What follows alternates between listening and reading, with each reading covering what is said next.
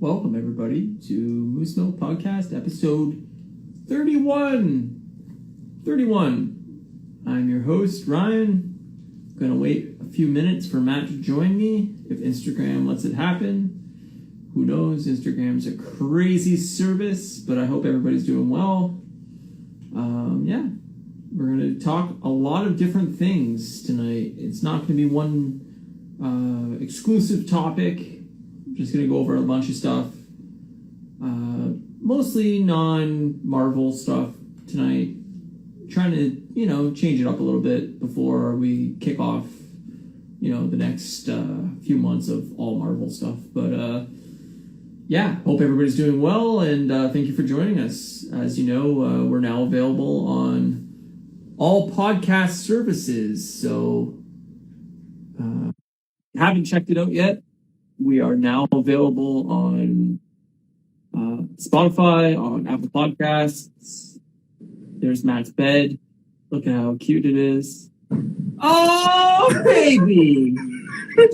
Look at this guy. Living it up in a hotel. That's right. What's up, buddy?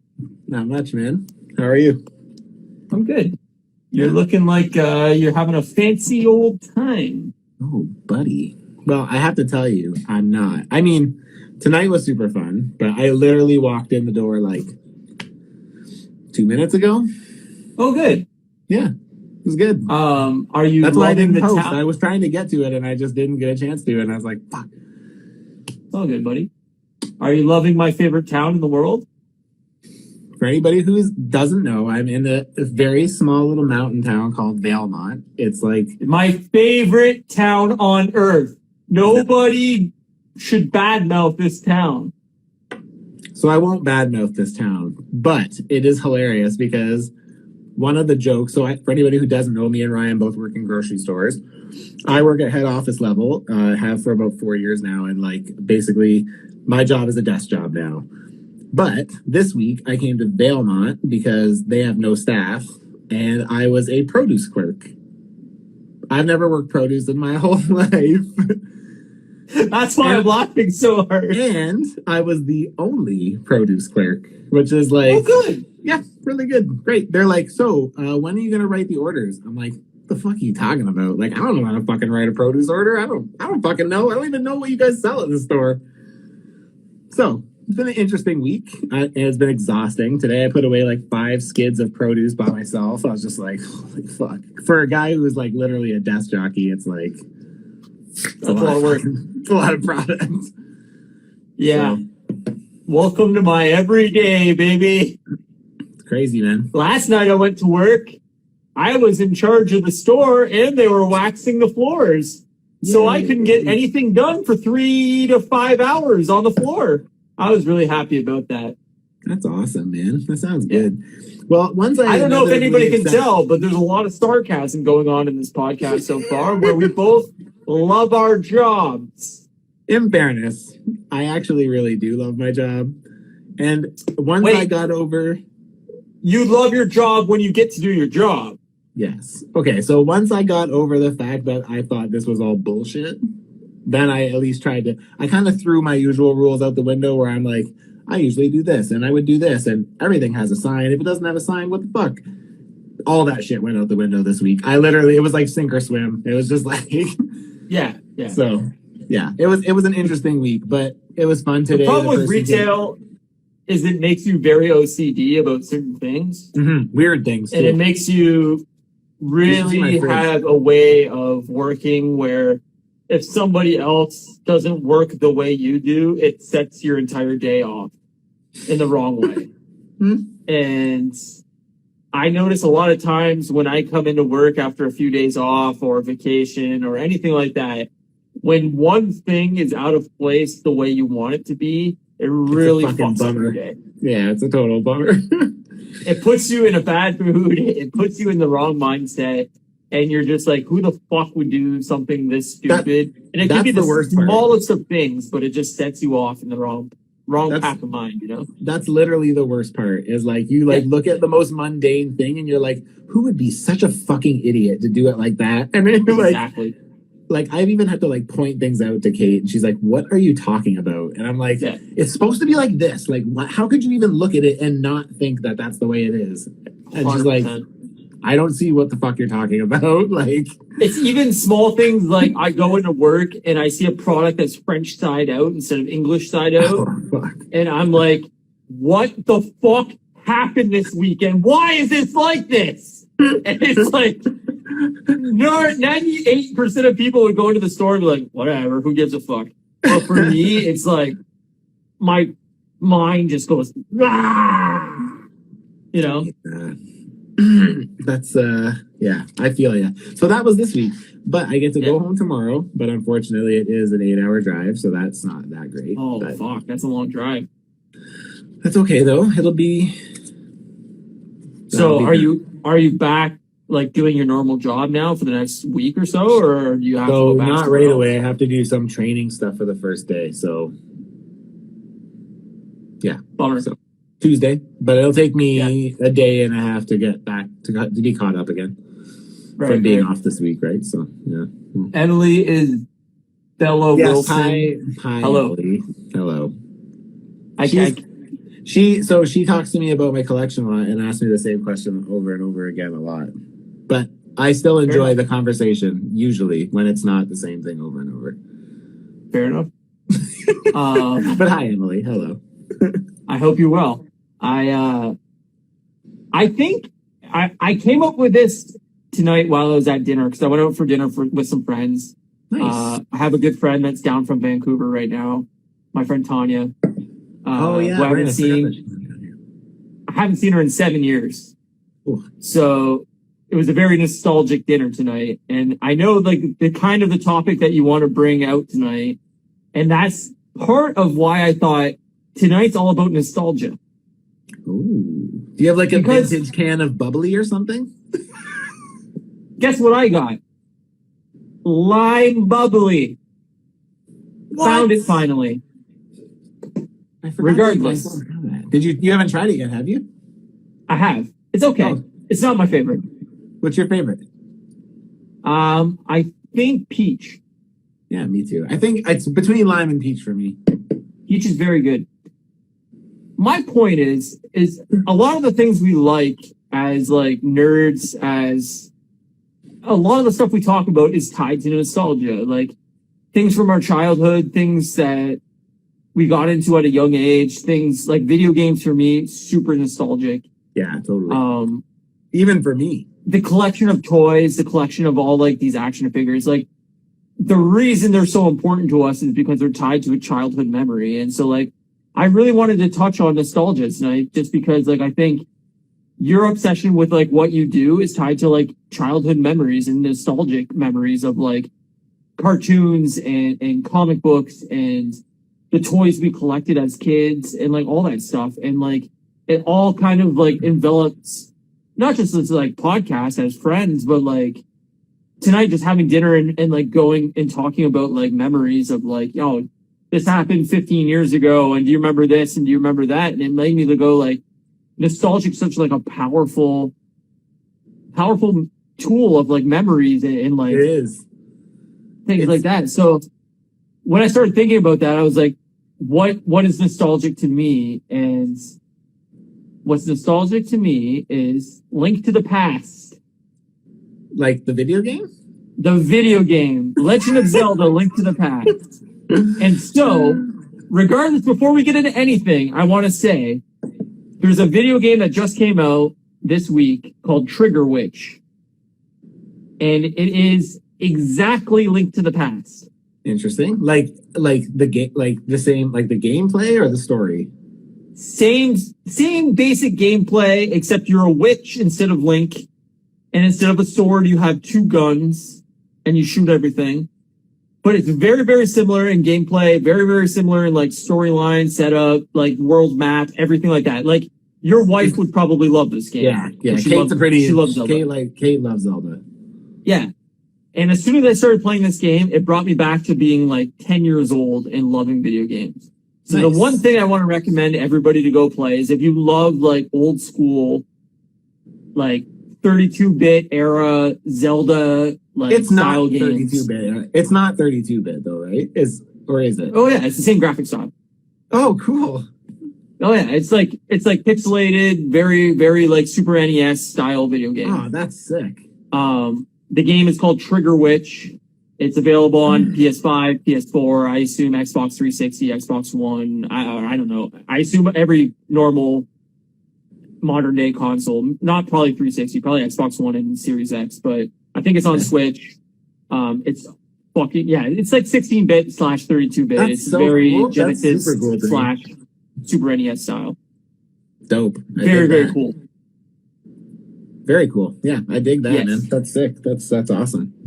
So that's all I've been playing a fuck ton of that this week. I was just gonna say, so that's game. the game you said you were gonna talk about a bit, right? Yeah. It's very, very, very, very much a Zelda overworld, top-down map, going into like different dungeons and like figuring like the design of the dungeon out to like unlock, to get this new weapon or new power. Cool. To get to the next dungeon, so on and so forth. But it's very, very, it's exactly Link to the Past. It's awesome. That's pretty cool.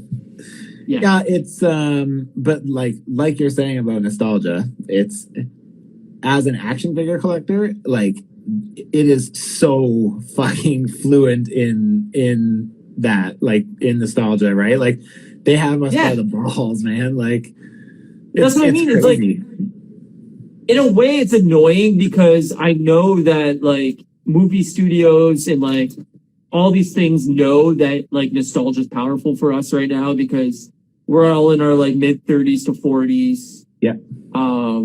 All the stuff from like the 80s that was like really important to us is now like new again type thing. Like that's why you see Heman coming back and like whatever, like Transformers being huge and like all these things. Transformers were always huge, though. That's the thing. It just but like not with the main. Yeah, like the general audience. Yeah, and I just look at it as like, oh shit, like what's old is new again. They're definitely like catering towards us 80 kids that like all the stuff that they're bringing back. Well, the thing is we didn't have money then. Right, and that's what I mean. It's like now we have disposable income, so. Now, when they put out a He-Man action figure, I'm like, oh, yeah, I might buy that, And now most of us have kids or nephews or nieces or, whatever the case may be, where you go, oh, this 4-year-old kid I know would really like this Spider-Man action figure that was important to me in 1992. Here you go.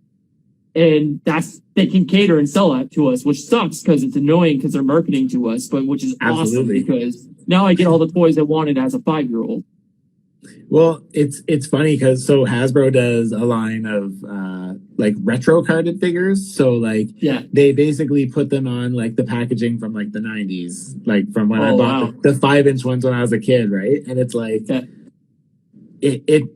if I had the space, I would buy an extra one of all of them and just keep them on card because they just they literally take me back to buying toys when I was a kid. Like if they released a bunch of like wrestler action figures of like early 90s or I guess mid 90s to like late 90s action figures of wrestlers like Stone Cold and like The Rock and like all these like all those like fucking that era of like WWF action figures.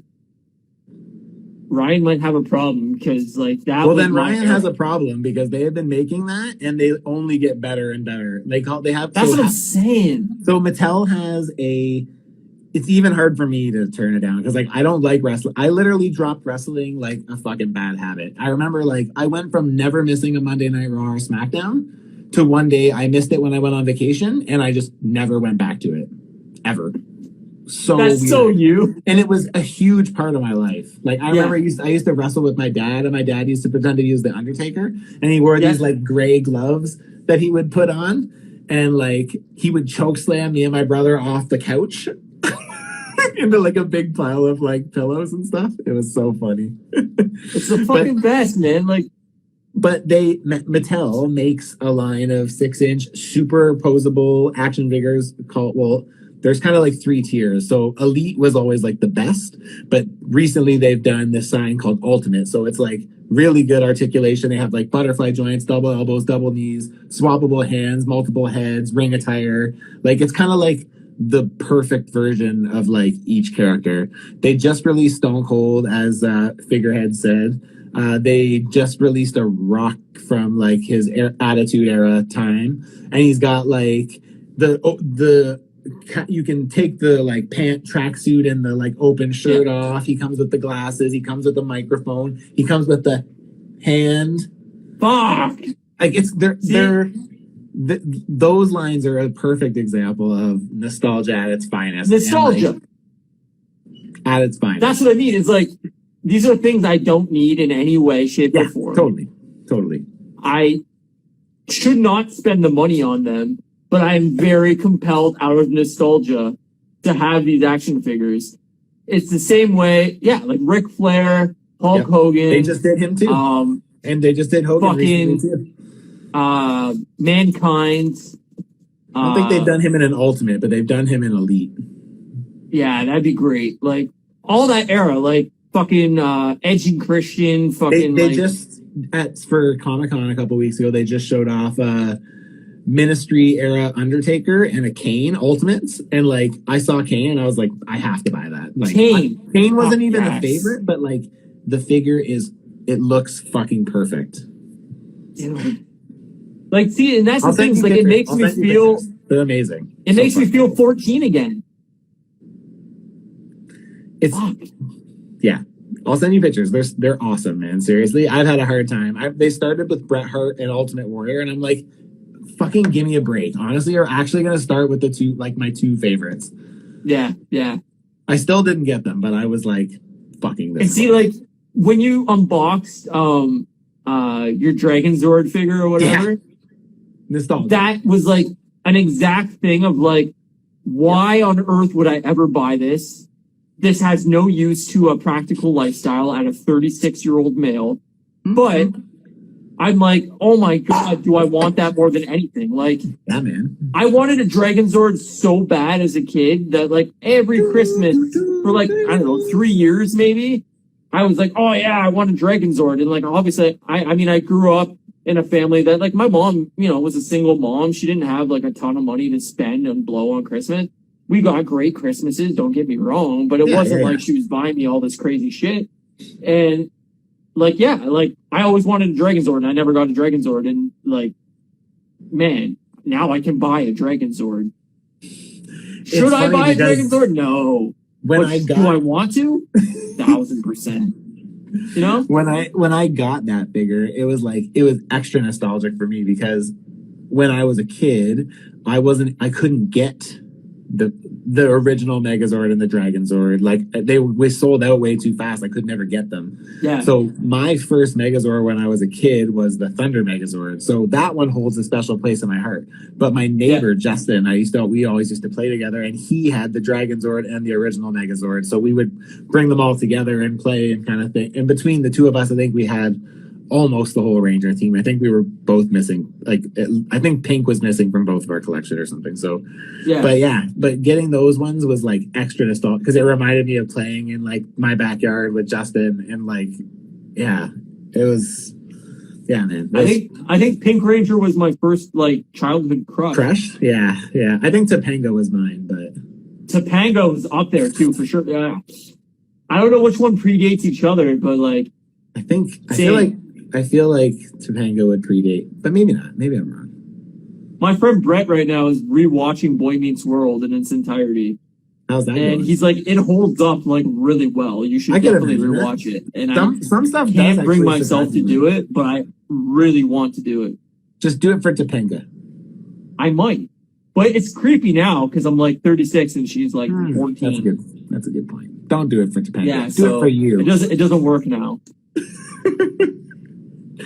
But like all those shows, like Boy Meets World and like Family Matters and shit, I was obsessed with those shows as a kid. I love Fresh Prince. I watched that shit every week. Step by Step was one I really liked. Step by Step, so good. Nobody knows what we're talking right now. Nah, I'm also like insanely baked right now. I'm drunk. I had 8 cocktails at dinner, so. So I hope you guys are enjoying this fucking shit show. What have you been watching this week? This week, what did I watch? Did you finish MODOK? No. As soon as you said we're not gonna. Well, okay, so let's be honest. MODOK sucks. Okay, no. Okay, so this is where I landed on MODOK. It was fine. Like, it wasn't really my thing, and I didn't finish it. I think I got like 5 episodes in or something. Sure. It wasn't my thing, but at the same time, like I said to Ryan, there's not an overall story enough that's worth discussing. Like how do you spoil a show that's week to week? Yeah, there's nothing long last. I know that there's like things that carry over. I'm not saying that there's not, but it's just, to me, there's not enough to like have a conversation about, especially because like it wasn't super compelling. Like, right. Like there were some parts that I laughed at for sure, but like I think as a whole, like what could I say about it? Like, I don't know. I chuckled at this and this, but like, whatever. Like, that's it. Yeah, we can't have an hour-long discussion about MODOK. Yeah, there's no substance to it. Like, there's just, Sure. So I don't know. I'll say this. It's cool animation style. I like the like stop motion thing that it's trying to do. I think it's really cool. It's not for me. I don't enjoy animated things in any way. Yeah, I know. I didn't find the first episode funny, and at no point during the week could I bring myself to watch more episodes. I honestly tried to get myself in a mindset where I was like, I'm going to finish this show this week. And about Monday, I realized I was going to have to watch basically 2 episodes a day. And I decided I'd rather hang myself in the backyard than watch 2 episodes a day. Jesus. So I decided not to do that. I mean, I'm glad you skipped. Yeah. I instead watched Supergirl like fucking crazy. That's amazing. And I love that. I am halfway done season 2. Nice. Those are long seasons. About 11 episodes into season 2, and it's CW as hell. So I'm going to put that front and center. I enjoy it, but I'm also a huge Buffy the Vampire Slayer fan. I love Angel. I really enjoyed the first few seasons of Arrow and Flash. So if you're not into any of those shows, you're probably not going to dig Supergirl. It's not for you. It's very similar in that style. I dig it because I was into those shows. I love Buffy the Vampire Slayer, and it's very, very similar to that, where it's like, it's kind of campy. Here's 10 episodes a season that is a storyline that is compelling, and here's 10 episodes a season where it's a villain of the week episode where the plot line doesn't really matter. It's like, here's, Captain whatever, he's coming in, he's messing the city up, Supergirl is going to fight him. There's a couple plot points that is like somewhat plot building, but overall the story doesn't really matter. It's just like, oh, here's another villain. Yeah.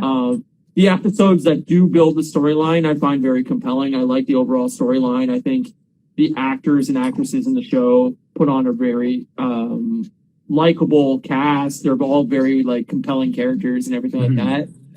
There is a lot of filler, and so like if you can't commit to like a 22 episode season, it's going to be a drawback. But yeah, totally. The overall storyline, I'm enjoying. Like I'm not a huge Superman fan at all.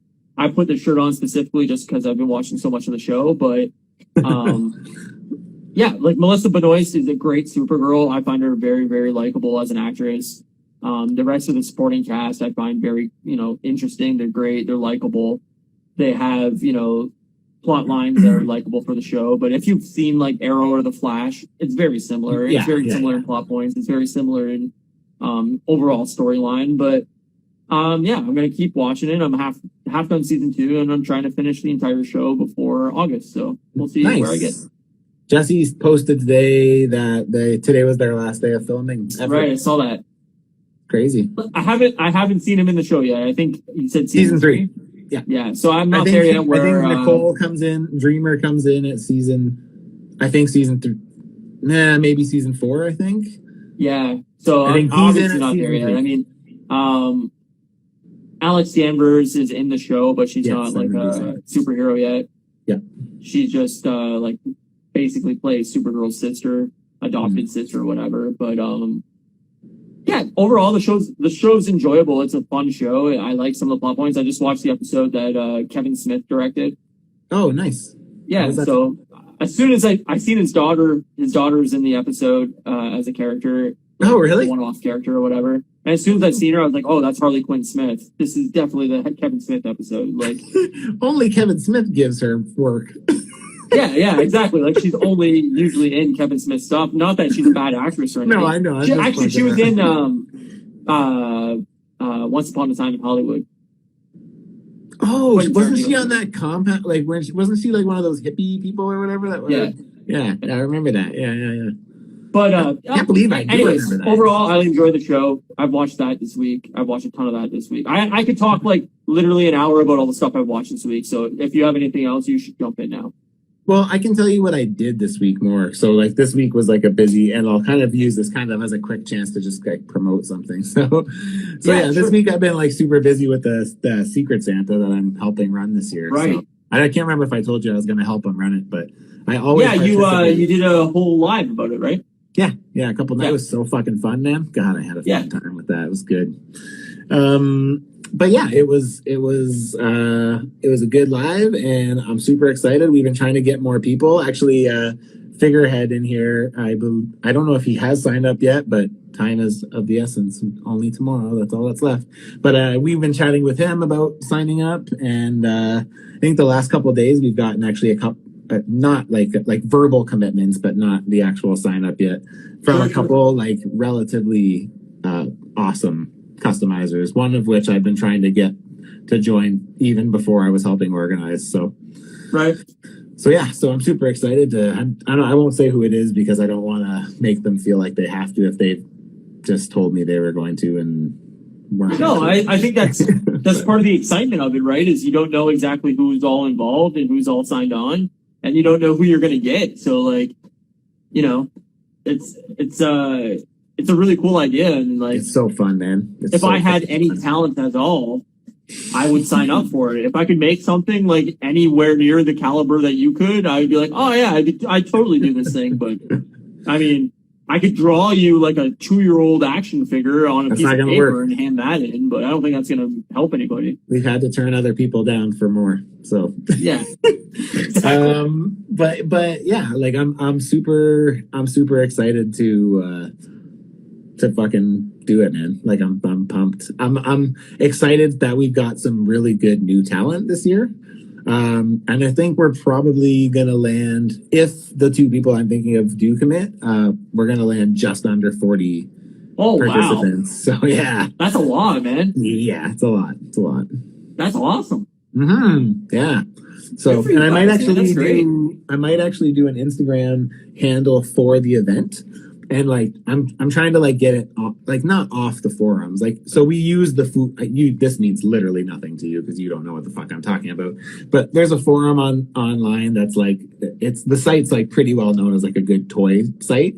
And this swap originated on the forum on this website. Right. So we always get to use their name, which in a way is kind of a good thing. But the inconvenience is like the forum's kind of outdated. So like, and we do everything on the forum. So like, even though we're talking to people on Instagram, everything has to go through the forum because that's just the process. Right. So I'm trying to find ways to make it like more accessible because like I have lots of people who like want to do it but like don't want to have to sign up for a Foosh account, even though it doesn't cost them anything. It's just like it's just another thing to do. Yeah, and it's like you have to kind of watch it because that's where we send the lists and shit, right? So it's like, so I get it. So like I'm trying to make it so it's like more accessible. So like I said to the other organizer, Wes, I just said like, let's like, if you don't mind, like every reveal that happens, I'll post it on Instagram. That way we can get more of a word out of like what we're doing. And like with the current lineup, like we're restricted to the Foosh forum. So like if you're not on the Foosh forum, you're missing out on all this awesome stuff, right? Yeah. So I'm going to try to really drop kind of numbers that way. Yeah, no. But that makes sense. If everybody in the forum signed up to like the Instagram page, then it would be a lot easier way to post, stuff that's coming out, stuff that's happening. The thing is like I don't even need that. Like as I said to Wes, I'm like, we don't need to leave the Fwoosh. We need to have another accessible avenue for people, right? Right. It's an easily digestible way of consuming things in a very quick way where you don't have to go to a specific website necessarily to look at the and form. Log in. Hey, I'm already on Instagram and boom, here I see, what's happening. Yeah. So I'm excited for the changes. We've got a couple little changes. I'm excited for the new blood. We got not a couple. I think we probably got about 5 or 6 new people. So, and of them, like there's varying skill levels, but like there's some pretty promising stuff. So that's awesome, dude. Yeah, man, I'm super pumped. I'm really excited. I can't wait to see what you do. Well, the nice thing for me is, which is weird for this year, is like I get to see everyone's list. Like that's true. So it kind of sucks because one of the things that's most exciting to me is like getting my list. Yeah.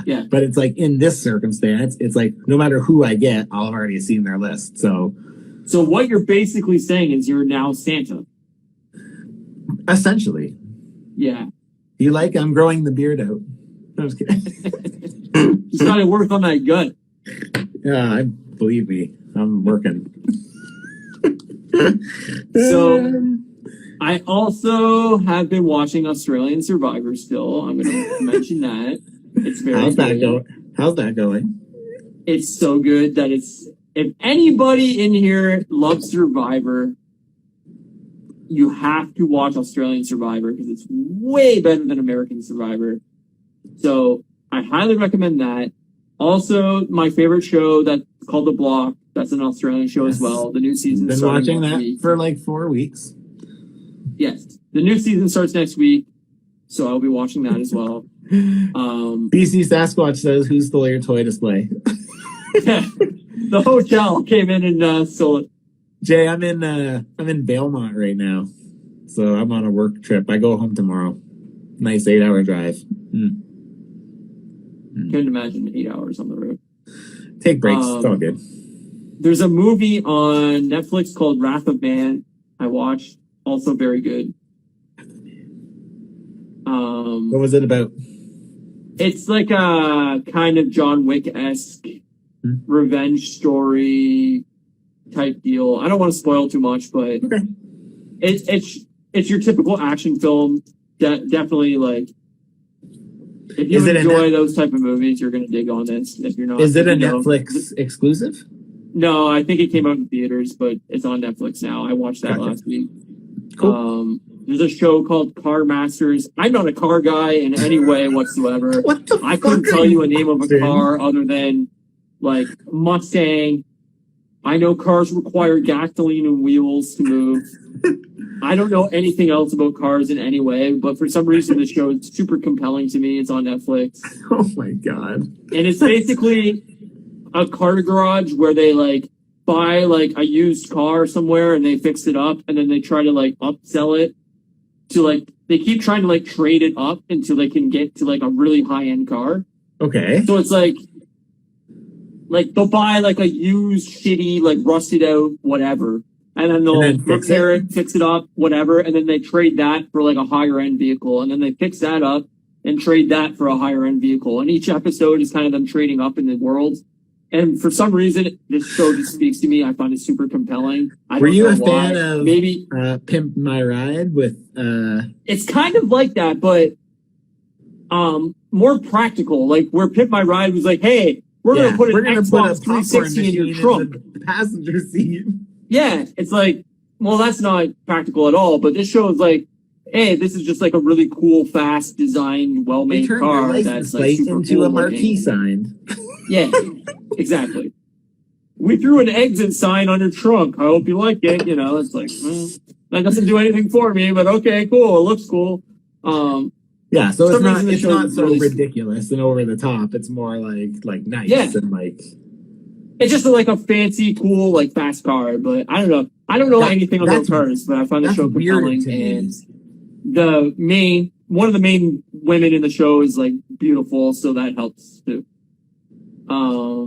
And I also watched a documentary called Closed for Storm, which is about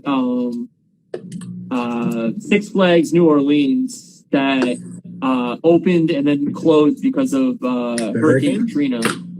And it was left abandoned in New Orleans. And it's a documentary about a guy. He just basically filmed about like everything that happened. But he has a YouTube channel on YouTube. I can't even think what it's called. Bright Sun Films. I think he's Canadian too. I think he's from Ontario. But cool.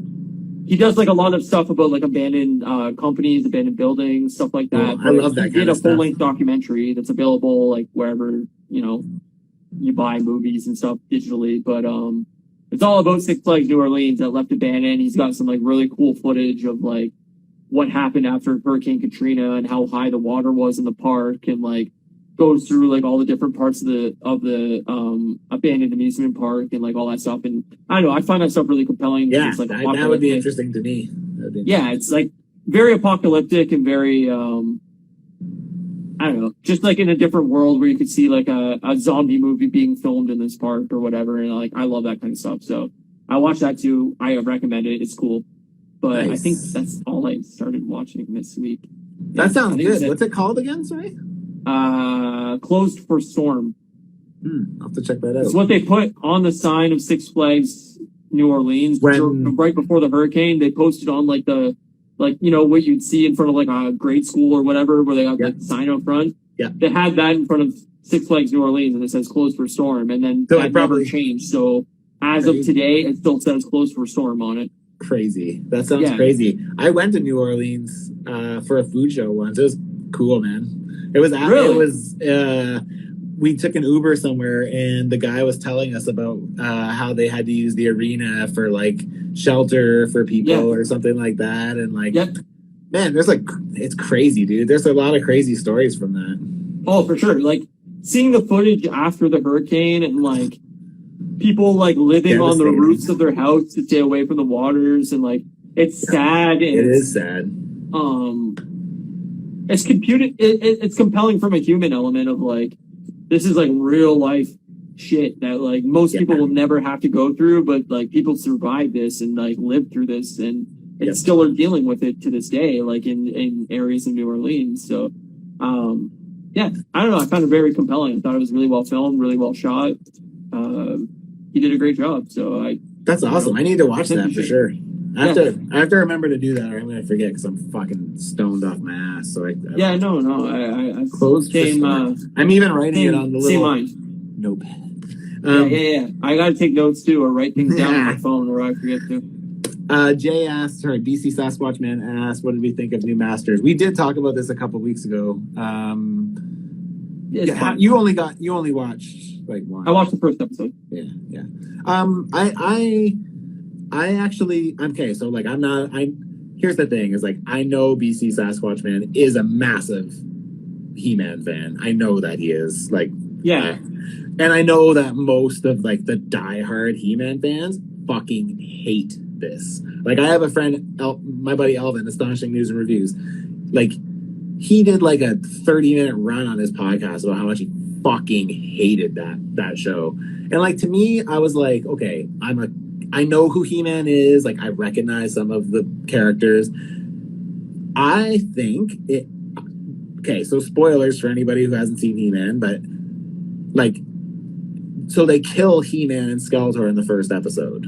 And it's like, a lot of people have issues with that. Which, I guess, it's kind of weird, because the show is called He-Man, and, like, he's really not really a part of it. Totally. I think that there's parts of Tila's character that like I think are really cool, and there's parts where I'm just like, is she just like super pissed that like he didn't tell her that he was He-Man? Because it feels like the guy kind of sacrifices his whole life, and like she's just like, oh my god, but you never told me. It's like, dude, fucking who cares at this fucking point? Sure. That being said, the shift away from He-Man and Skeletor to me was a super interesting approach, like to me, that I would have never seen coming. Like, especially how they promoted it. I was like, when the first episode, like, because I was kind of watching it, right? Like I was watching it while I was customizing, so like 60%, right? And like I actually stopped when that part happened, because I'm like, what? are they actually like killing the two main characters like 25 minutes into this? Like that seems bonkers to me. And I thought that it was going to be like changed up the next episode, and it didn't. It just kind of focused on like life after He-Man and Skeletor, right? So it's like even weird to see these villains who are like, yeah, like, you know, it sucks that he's gone, but we're kind of just doing our thing now or whatever, right? And it's just like, yeah, I thought it was fresh for like He-Man. Again, I don't know He-Man really. Like the only attachment I have to He-Man is the movie. For some reason, I like love that movie. I don't know why. It's terrible, but it's... So, I mean, I'm similar to you in the way that, like, I don't have any attachment to He-Man in any, like, real way. Like, it's nostalgic to me, which we're bringing back to nostalgia, but as a young kid, I watched a ton of He-Man. I was probably, like, 4 or 5 years old. I don't know if I ever really understood what the plot line was other than, hey, that guy looks cool. I want that action figure. Yeah, exactly. Like, I remember having a cassette tape of like the soundtrack for the show. As like a young kid, I had like a record, I think, of it. Like I had a Skeletor toy where like you could roll his chest over and it showed like damage on his chest and stuff. Oh, cool. Yeah, it was awesome. But like I was 5 years old, so like I don't know if I really was cognizant of like what the show was really about. Totally. So I don't really have any attachment to it that way. I thought the animation was cool. I thought it looked very 80s. Yeah, me too. I like the dug animation that. I thought the plot line was fine. I didn't find it compelling enough to watch the next episode or anything like that. I thought it was interesting that they killed off He-Man and Skeletor, but I can understand a show being called He-Man, Masters of the Universe, or whatever. Yeah, Revolutions or whatever. Yeah, I can understand people being upset over killing the main character out of the show. Yeah. I also think the show hasn't been on in 30 years. You gotta try to change it up and bring it back into the new age. And like, for me, it would be like Ninja Turtles coming back and like the first episode they kill off Leonardo or something like that. Like, I'm like, well, that's fucking a weird decision. But I think if the story is compelling for the next 4 or 5 episodes or whatever it is, 10 episodes, whatever the show length is, I think that matters. And if by the end of the series you're cool with it, then cool. Like let them tell the story they want to tell before you judge it and go, fuck this, I'm never watching this again. Let's kill Kevin Smith and hang him from the rafters. Like, man, seriously, people are fucking crazy. Yeah, it's crazy. And I'm like, that's way too far. It's just a fucking piece of fiction. That's what I keep saying. I just say to my Alvin every time I say to him, I'm like, dude, like it sucks that you don't like it, but like whatever. Like it is what it is. It's like a comic book. I don't love every comic book I read. No, I don't. And that's what I mean. It's like screaming about it. If Kevin Smith breaks into your house and kills like your family, okay, you can be upset with him. You've got grounds. Right. But like it's a piece of fiction that doesn't matter in any way, shape, or form. Like I love a lot of stuff, nerdy shit that's fiction. Yeah. If you ruin it, that sucks.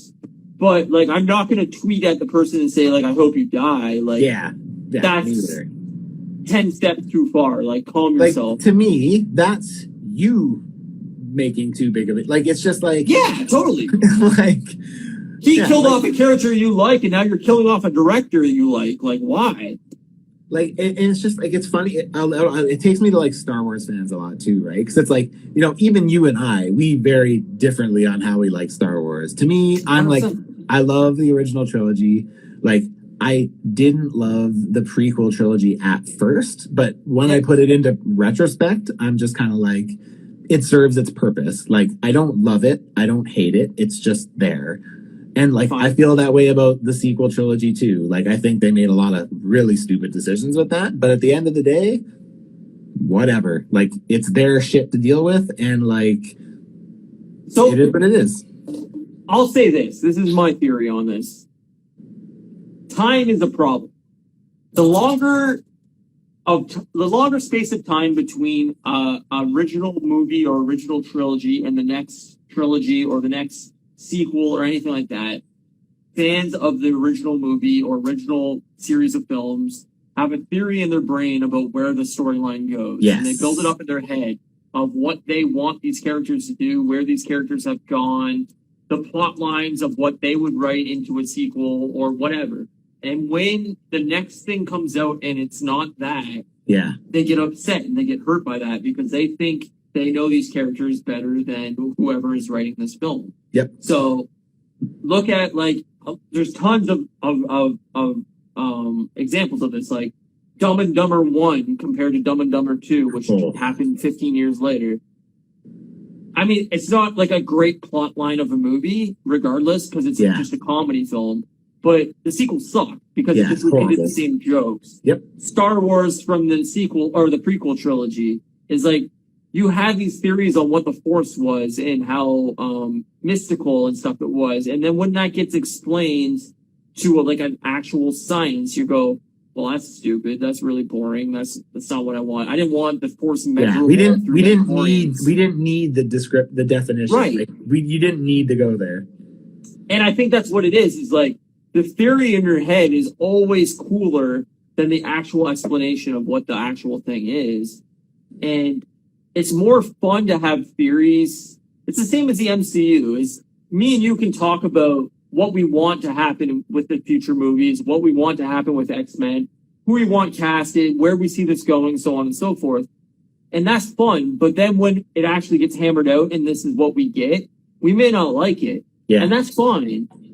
And it's more fun to theorize and have conversations with your friends over what could happen rather than what is actually happening. You know what I mean? I agree. Yeah, absolutely. And so Star Wars is definitely an example of that because the midichlorian example sucked. I hated it. Yeah, me too. I thought the prequels overall wasn't very good. It was made to sell action figures. Yep. Plot lines don't really make sense. The characters don't really make sense. Who wants to have a trade dispute? Yes. But the stuff I like in those movies is we actually got lightsaber fights. Yeah. We actually got did a lot of choreography. Right. Yep. We got cool visuals. That stuff I liked and I dug. But overall, you could have took elements of those movies and made a really cool trilogy, and they didn't do that. And then the sequel trilogy, we got, hey, visual effects are even better.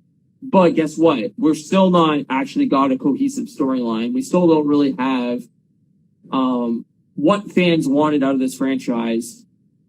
It still all doesn't really fit together. It still doesn't really seem cohesive. It's still not what fans want, and so most people didn't like it.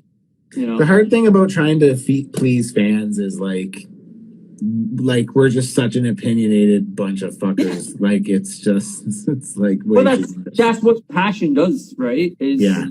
Passion causes you to have opinions and theories, and it's the same as when a band puts a really good album out and you go, holy shit, I connect with this album, and then they put another album out and you go, oh my god, this album sucks, and you go, what the fuck happened in between that? Well, somebody somewhere is going to find that second album very compelling, and that's the album they got into the band on, and that's the album that connects to them. For some reason, that album doesn't connect to me and you, but that doesn't make it a bad album. It just doesn't make it for us. And I think movies are the same thing. It's like, you know, there's an era of Blink-182 where me and you fucking love, but there's also the new albums that I go, oh my god, what the fuck did happen to Blink-182? And somebody somewhere gets into Blink-182 at 9 and goes, this is my favorite album. This is the fucking jam. Yeah. Yeah, this is fucking awesome. And I listen to that album and go, what the fuck? Yeah. Load Metallica, another, BC Sasquatch, Load Metallica, if you listen to the first 5 Metallica albums and then you listen to Load, you go, what the fuck happened here? But I'm not seeing any comments. I'm not seeing any comments anymore. Well, you broke. It's your fault. That's weird. I blame you. Okay, I'll blame you too. No, BC Sasquatch said Metallica Load, the Load album, and that's an album that doesn't connect with me, doesn't connect with most Metallica fans, but maybe if that's the first Metallica album you ever listened to, you go, oh, this is my album, I love Load. There's so many songs I connected with, and then they don't like the previous albums. Who knows? As a not Metallica fan, I can tell you that, and I don't even know any of these albums, but like to me, sometimes it makes sense that the album that the non-Metallica fans like is the one that all the Metallica fans hate because it's like it's pretty obvious that that's the differentiator, right? It's like, oh, it doesn't sound like Metallica, so it's right. Well, that was the album where they went like super, super radio friendly mainstream. I didn't even know that they did that. Yeah, they basically. Well, I mean, Black Album kind of started it, but Load was like, here's an album of like 3 to 4 minute songs that we're gonna try to make more radio friendly, more hooky, less like heavy metal and more like rock style songs. Reload was basically a sequel to that, but it was like trying to make like hard rock by the numbers. It wasn't very like predictable, artistic, or it wasn't very creative. It was very this is what's popular right now, this is what we're gonna make. And we're gonna hammer it into exactly the mold that fits that radio friendly theory or mold or whatever the case may be. Load and Reload are the two worst albums in my opinion. I think they're both terrible, but I'm a Metallica fan, so yeah, I'm a Blink fan, and like the only album I really don't like is 9. And honestly, like even there's a couple songs on it where I'm like, yeah, it's fine. Like it's definitely uncompelling, but it's fine. But yeah, I love. See, to me, like the first album with Skiba, like California, like I fucking love California. Like I think California. Don't get me wrong, it's not like anything we haven't done before, but like that's why I loved it because like it reminded me of like an older Blink album, and I'm just like an early 2000s Blink album. I'm just kind of like components of it. Sorry, not all of it, but I think it's fine. I don't think it's great. I think the lyrics are horrible. The lyrics since Self-Titled have been horrible. Like Self-Titled was the best, and then like Neighborhoods was terrible. California is horrible, and Nines is. Did you listen to yes, Mark I did. And Tom's talk? Yes. Did you hear when Tom's like when he's like, "What's your favorite Blink album?" He's like, "I like Fly Swatter." Yeah. No, that was my favorite moment of the podcast. But I mean, he actually said Self-Titled, and I love Fly Swatter, man. That's the best album. That's the best Blink album. I really like seeing them connect as friends rather than bandmates. That was the first time where I really felt like there was no like animosity between them in like a decade. Like it felt like a real conversation. Like it. I mean, it felt like a friendship. Yeah, yeah.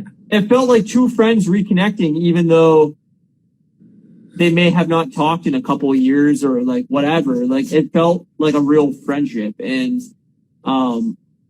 seeing them talk about like Blink albums and stuff in such an open way in front of like fans, so cool. Like I was like, oh, this is awesome. And then like I meant to message you and ask you about that. I just had a crazy week, but yeah, like just them reminiscing about like old stories and recordings and seeing on tour together, and like I don't know, I really liked it. I thought it was a really, really good talk. It was good. It was good. The only bummer part of it I found personally was that like Tom has gone full religious, and I was like, oh, that sucks. Did you get that vibe? I know he mentioned religion a few times, but like I kind of didn't really get that vibe. Oh, after he said the whole story about his dad, after his dad passed, I was like, oh, he's full on religious. Yeah, but I thought he kind of made a comment about how he was talking about religion and like questioning it and stuff like that. And when he say one of the songs was about that, maybe I'm wrong. I might be wrong. I was probably he said the song they wrote, Tunnels by Angels and Airwaves, that he started writing about how he didn't believe in heaven and religion. Really, that was the start of the song. You're right. And then he kind of stalled out on the ending of the song. He didn't really have a creative idea for the song. And then when his dad died or whatever, and while he was sleeping in bed after his dad had passed, that his dad's soul passed through him and made him believe in God. And then he finished that song from a different perspective of how he knew that heaven and stuff was real.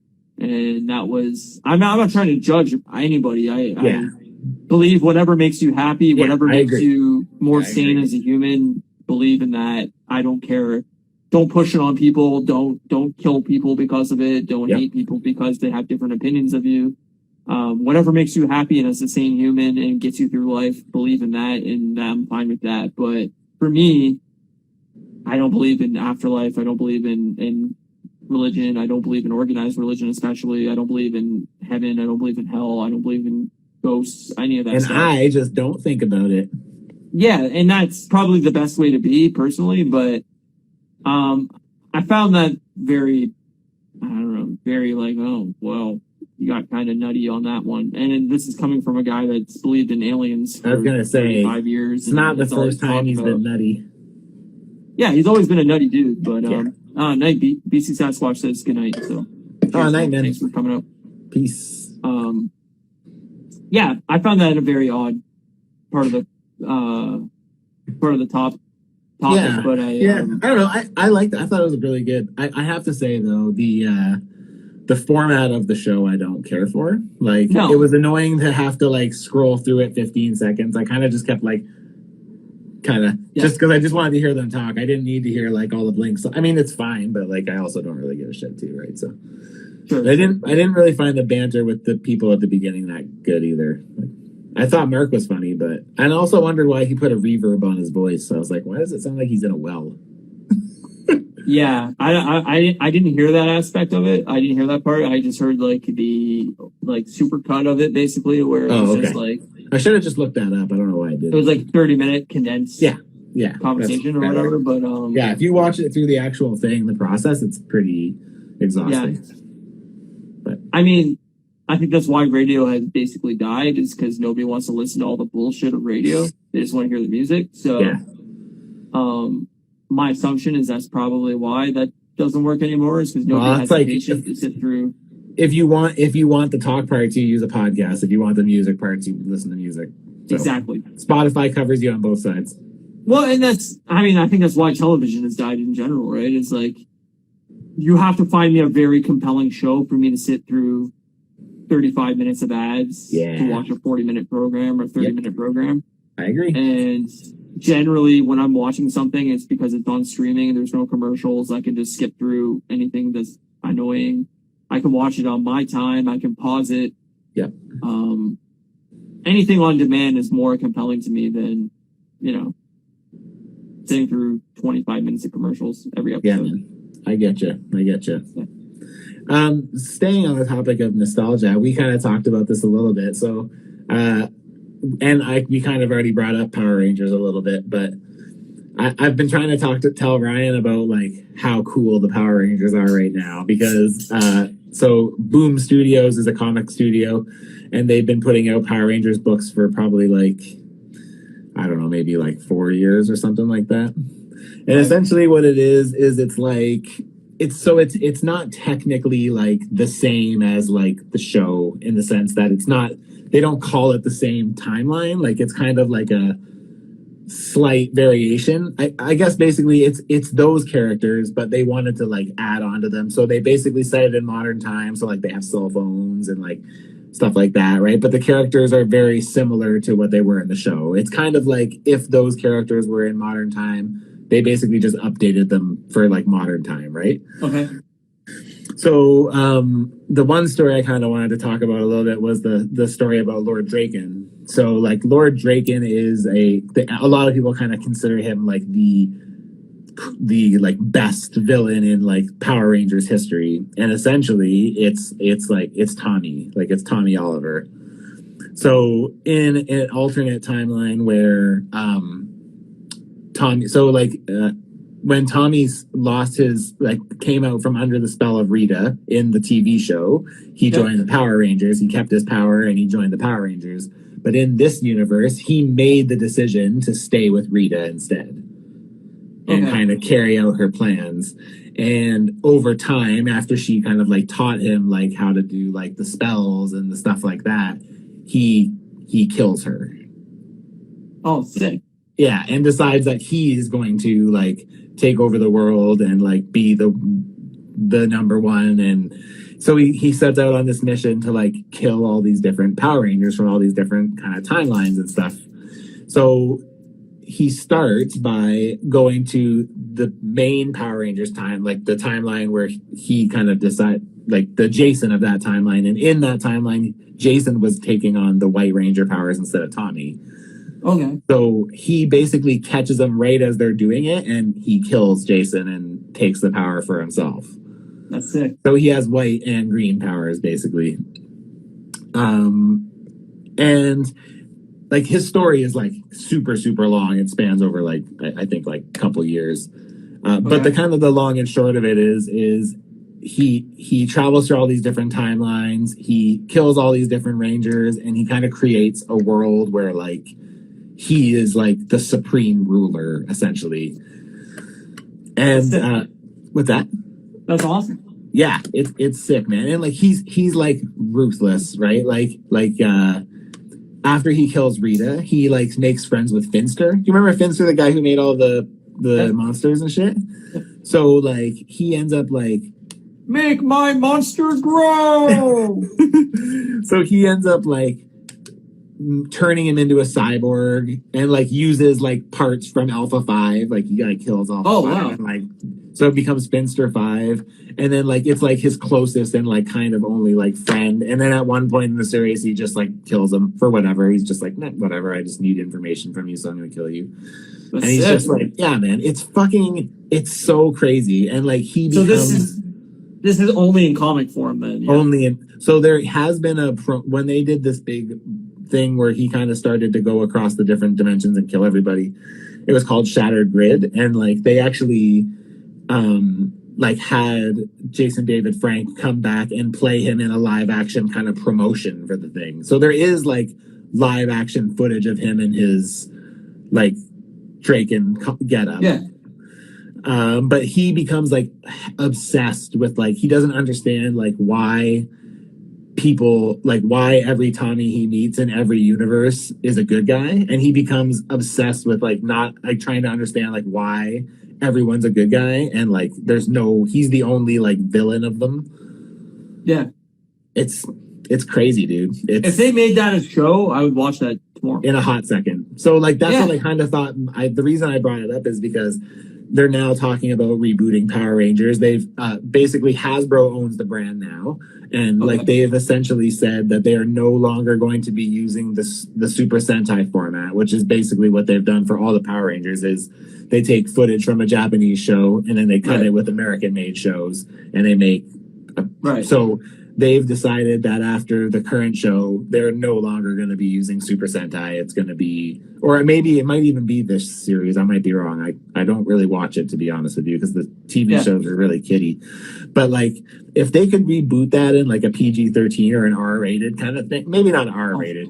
I mean, R-rated would be amazing, but like there was a fan-made thing a few years back, and I can't remember. Right, I've never seen that. Yeah, but it was like gritty, violent Power Rangers. I would love that.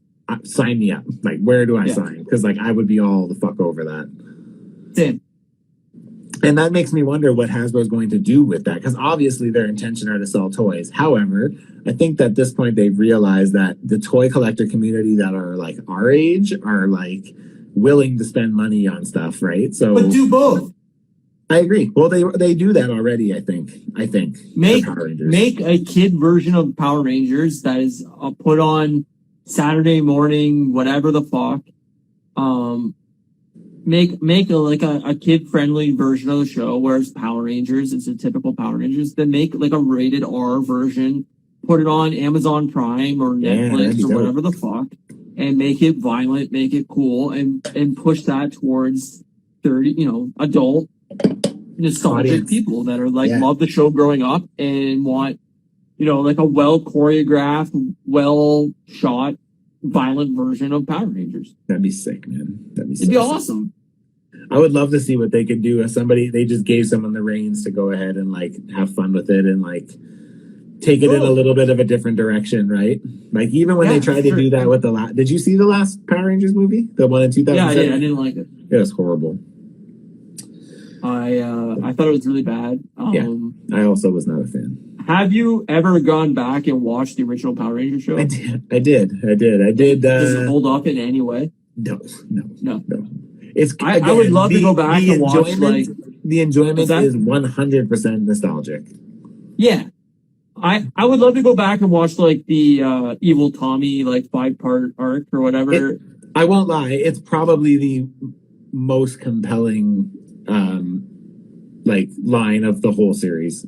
Yeah, Is the shade of green, or I think it's called like Shade of Green. Shades of Green or something. Yeah, yeah. I remember as a kid, somebody bought me part 1 or part 2 of the VHS of that episode, but I didn't have the rest of the parts. Oh no! So I could only watch like part 2 of that series. But I remember watching it live, and then I'd always go back and watch part 2 again because I had the VHS of it, but like I didn't have the rest. That's how big of a fucking Power Rangers nerd I was. Is like I was just like, oh yeah, I want to relive this episode. But is Tommy your favorite? Tommy was always my favorite. Yeah, I mean, other than Pink Ranger, because I had a huge crush on her too. But, yeah, I always thought Tommy. Tommy. I mean, I know, like, I think it was Yellow Ranger died, right? Like, in a car crash or something. Tree Train or Tree Train or something like that. Yeah, and then she died. Didn't like the second Red Ranger like kill somebody or something? Oh, I don't know. I think he got charged with like murder or something like after the show ended. It's cool in the comic books. So when they said that Jason and Trini and Zach left to go to like a World Peace Summit or whatever, in the comic books, they actually didn't do that. They were actually called to be like a Power Ranger level higher than Zordon, called Omega Rangers. So like in the comic books, there's like a comic run of like Trini, Zach, and Jason, who are the Omega Rangers, and they actually, the current storyline I believe has them. They busted Lord Draken out of jail, and they're trying to like trust him. And Zordon basically has said to them like, "You can't trust him. Like he's gonna like he's out for no one but himself," kind of thing. And it kind of puts the Omega Rangers at odds with the Power Rangers, so they're like not on the same kind of page anymore. That's really cool. Yeah, it's super interesting. I think that's a show that like is desperately in need of a reboot. Yeah. And make it modern, make it different, make it cool. And I think that show could get just as big as it was when we were kids. I agree. If they do it right, they could.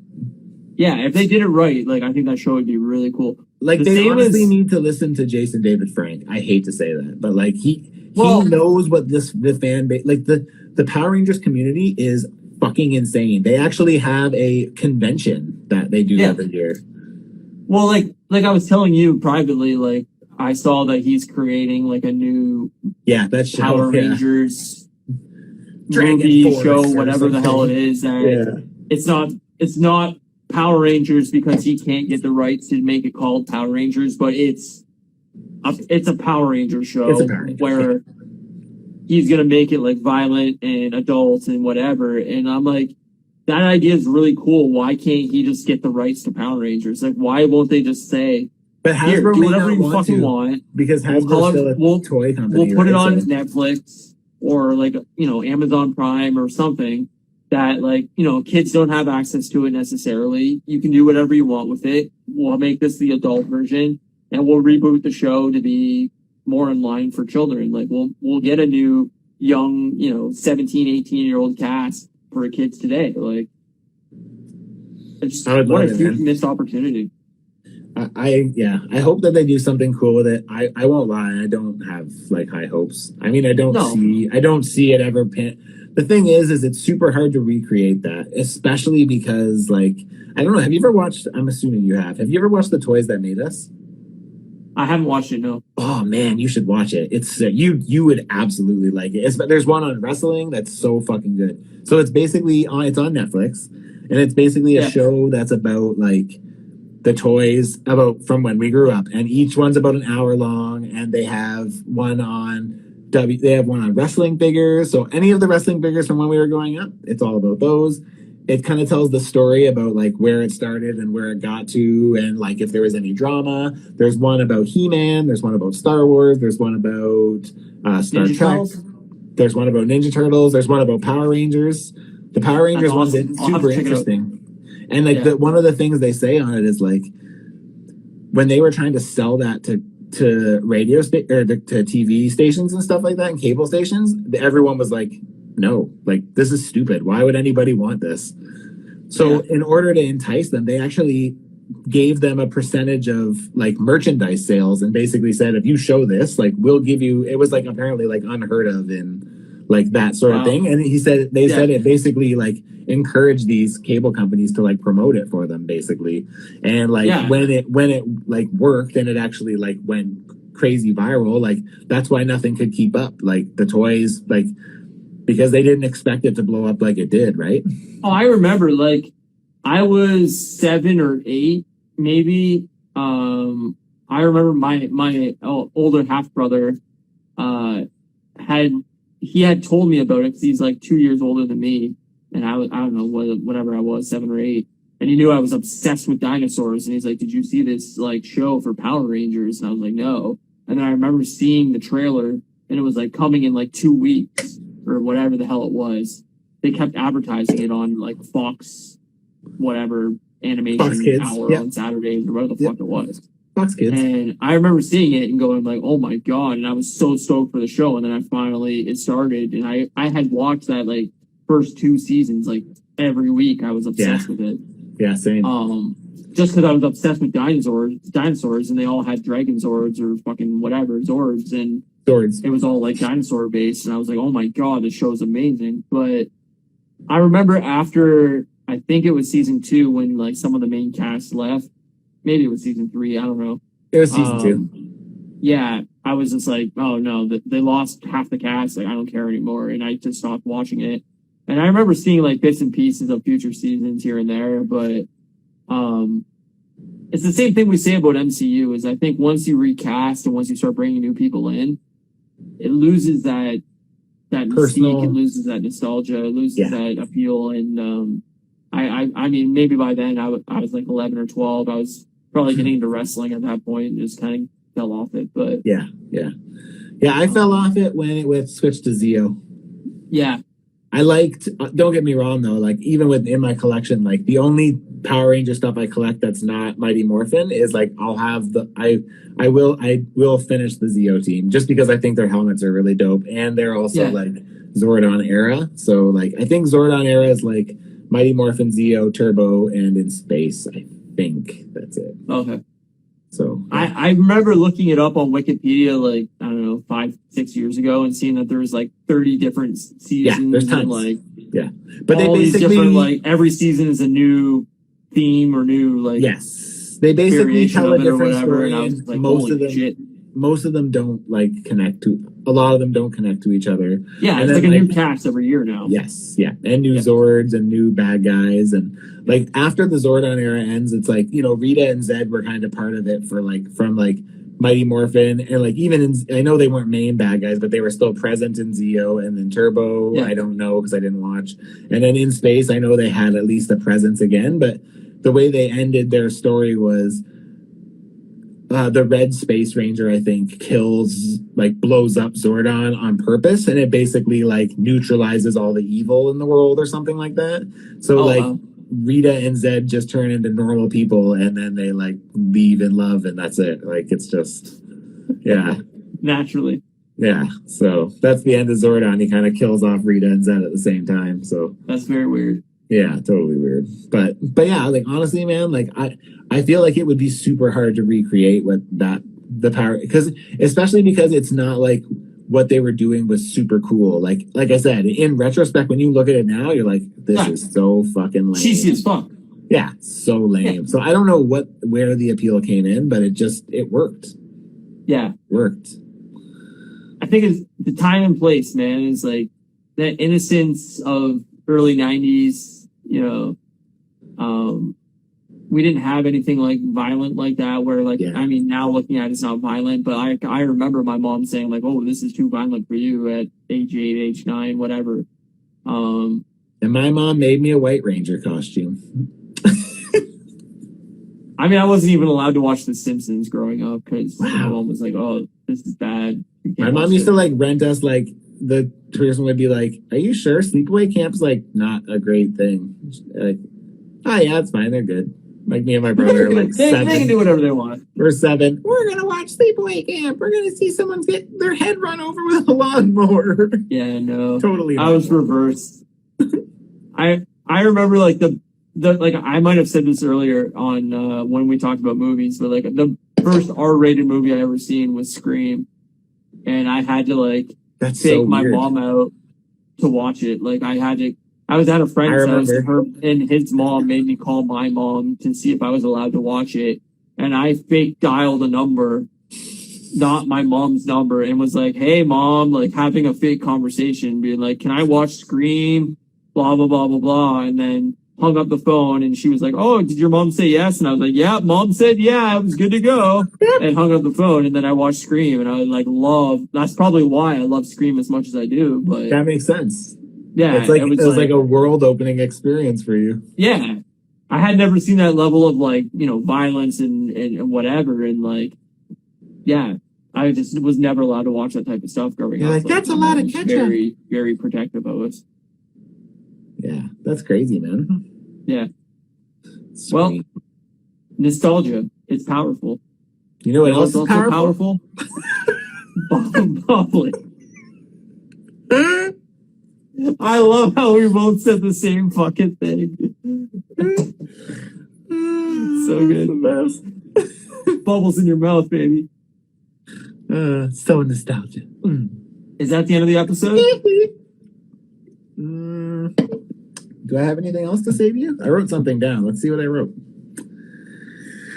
I love that you're writing down stuff as new memories for you. New memories. Oh, I'm glad I looked.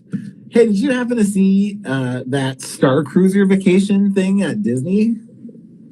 Oh yeah, I did. Man, if it wasn't that expensive, I would consider it. I know, it's crazy. It's way, way, way stupidly priced. It is expensive, very expensive. For 3 days. Yeah. If it was a week. What was What was the it was like $5,000 American or something for 2 people, wasn't it?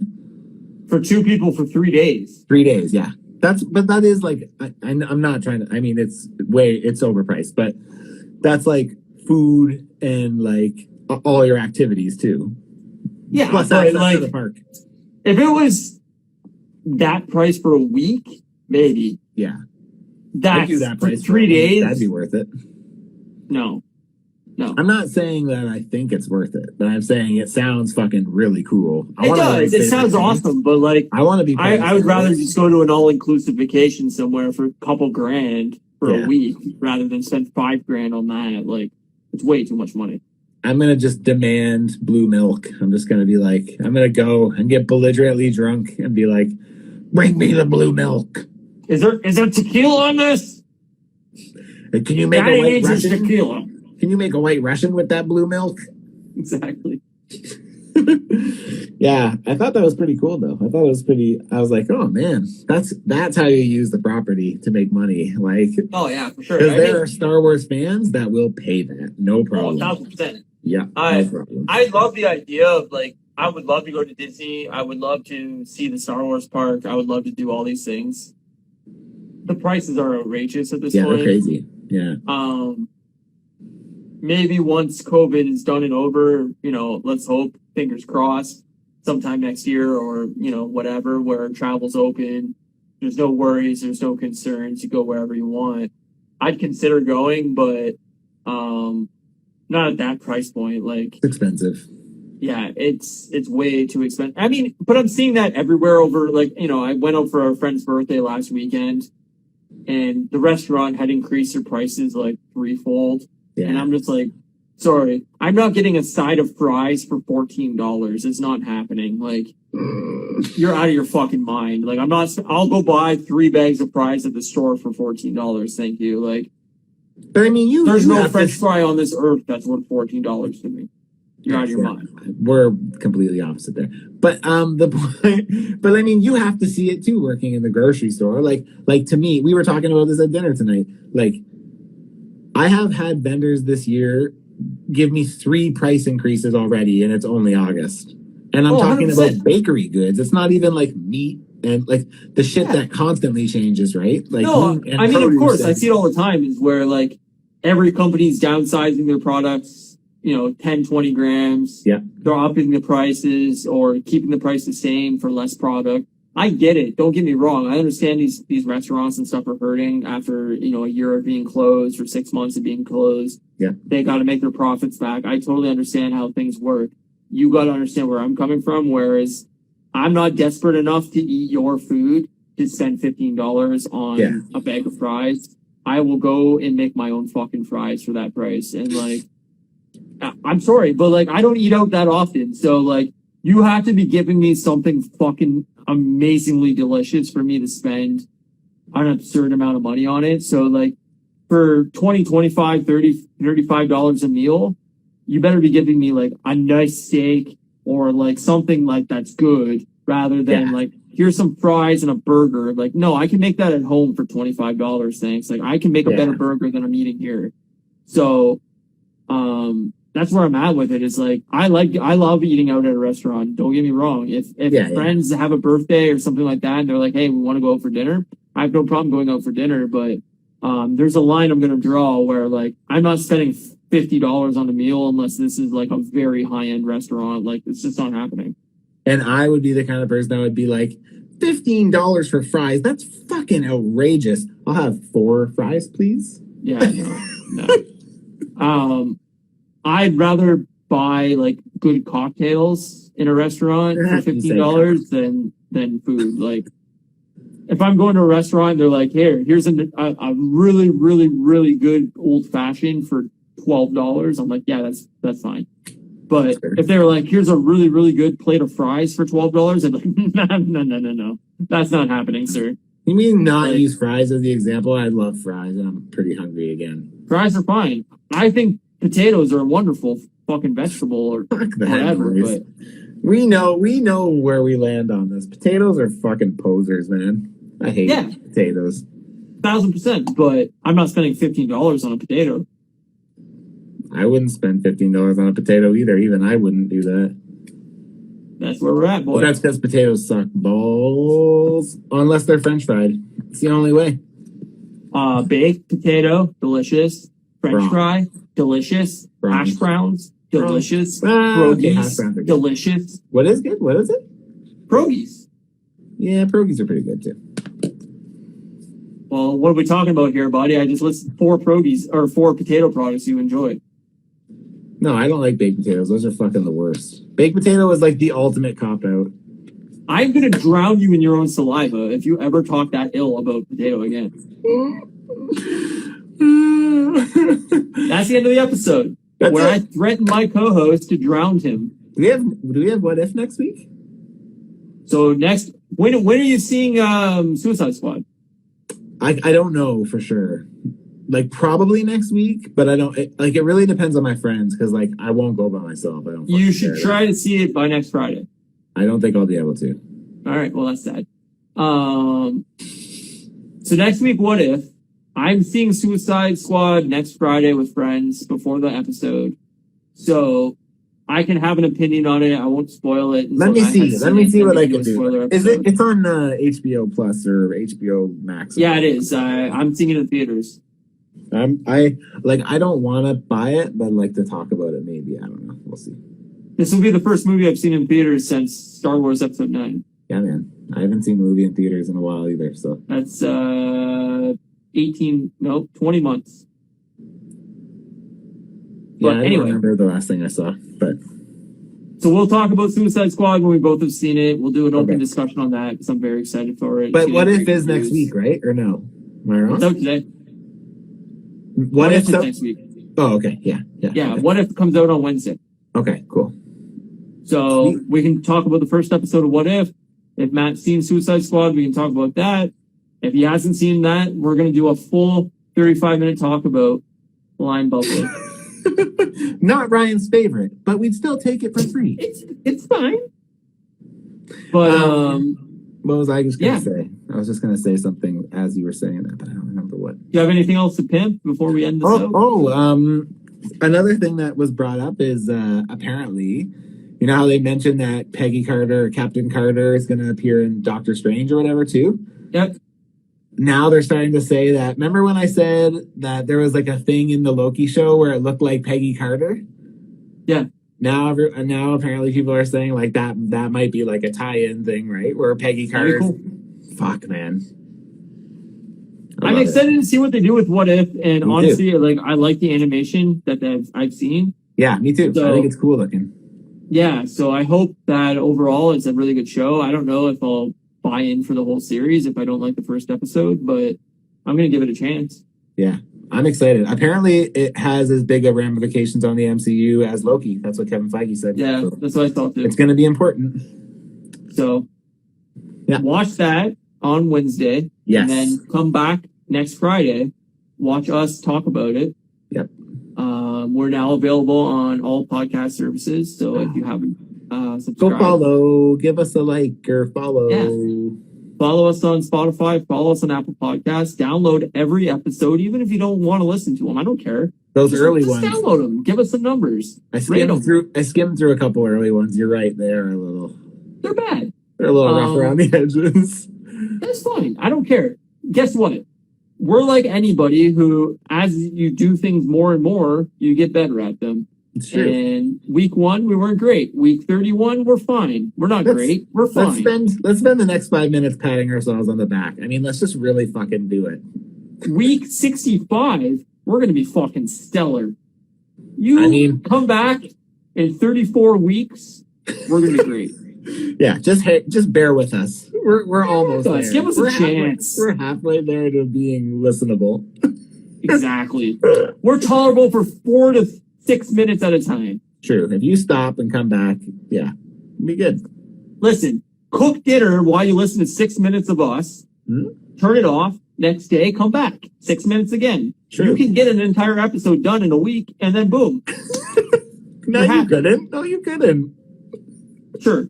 I don't know how math works. Me neither. What's math? Okay. That's all I got.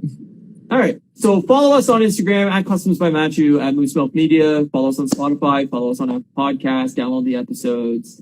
Our art is done by at Jeannie Milne Art. Isn't our art so cool? I think it's funny. I love it. Our art is fantastic, and I definitely would love if you guys followed her and showed her some love for our fantastic artwork. If you haven't seen it, go by our Instagram page. You can see it there. It's also on all of our podcast services, everything like that. But yeah, we are official. I hope everybody's doing well. Thank you for watching the episode, and we will see you next week. See you, buddy. See you, man.